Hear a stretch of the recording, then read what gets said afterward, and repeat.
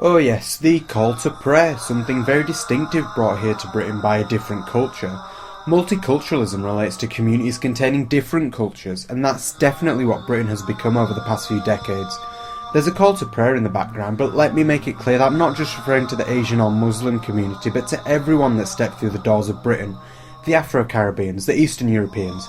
My name's Hamad Faridi, and I think we're currently getting an outcry against things like immigration or an increase in racism towards ethnic minorities because certain negative aspects of multiculturalism are being highlighted among certain communities, for example the far-right communities.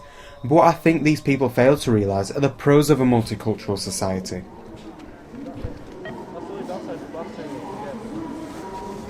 For a start, I'd like to get the general public's opinion on multiculturalism here at ASDA Halifax.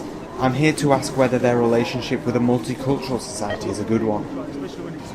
Society can benefit from multiculturalism because we can learn about different cultures. It's a good thing that we have multicultural systems in this country for the foods, various cultures, different personalities. Multiculturalism is good because it allows us to explore other people's cultures in more detail. Everybody gets to learn about different cultures and they work with different cultures, and I find they respect and appreciate different cultures more now. Okay, so it seems as though the general British public seem to have a good attitude towards the ethnic minorities. But what about the minorities themselves? What do they feel about their relationship with the British and others of a different background? मेरा नाम है हैदर तैमूर और मैं India से आया हूँ. मैं Akbar's cafe में काम करता हूँ ब्रैडफोर्ड में. So Heather Thamoor, you work at Akbar's Cafe in Bradford, and you've come from India. So Bradford's quite a cultural place. You've got people of British culture and people of foreign culture. What's your relationship with everyone like? बहुत अच्छा है, बहुत अच्छा है. It's good, it's very good. We have British customers as well as Asian customers. We all work very well together. Our communication is very strong within our restaurant between ourselves and our customers. We make lots of friends of all walks of life within Bradford, and you know people very well. We all live and learn together. Well, I'm back outside on the streets of Huddersfield, and multiculturalism seems fine and dandy judging by what people have told me. But there's a far bigger picture emerging. Society has to rethink its tolerance of different cultures, as Prime Minister David Cameron declared last year at the Munich Security Conference that state multiculturalism has failed. Under the doctrine of state multiculturalism, we've encouraged different cultures to live separate lives apart from each other and apart from the mainstream.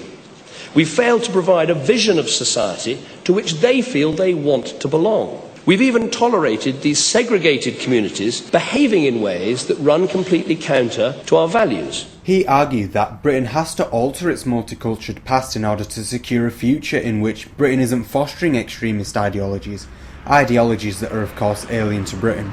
Islam is probably the biggest foreign influence in our current society, and Cameron went on to say that young Muslims born in Britain feel rootless and they don't feel British enough, and that gives way to them taking in extremist ideas.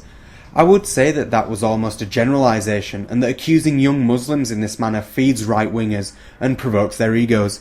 The political editor of the Huffington Post, Mehdi Hassan, had something to say about this on Sky News. The idea that the problem of terrorism has a link to culture or multiculturalism is absurd. Terrorism is a political problem. It's not a cultural problem. The people who are blowing us up don't have problems learning the English language. It's not because they live in segregated communities. It's because of politics. It's to do with issues in the world. For the few British Muslims who do resort to extremism, it's more of a political debate than it is a cultural debate. In fact, according to a survey conducted by Demo, 83% of British Muslims were proud to be British, as compared to the national average of only 79%. A common regard is integration. More and more second and third generation citizens are becoming adaptive of British culture. Myself, for example, I'm a third generation citizen, and I dress myself in a Western fashion, and the majority of my friends are white British. Nevertheless, I do feel as though David Cameron's general view of multiculturalism is just something I can't agree with. Generation after generation can only see an increasing level of integration as we are doing now. And also, even if Muslims didn't cooperate, what about the Europeans? What about the Afro-Caribbeans? Are they not cooperating with British society as we are? Tell me what you guys think on the subject by leaving a comment in the comment section below. But above all else, thank you guys for listening.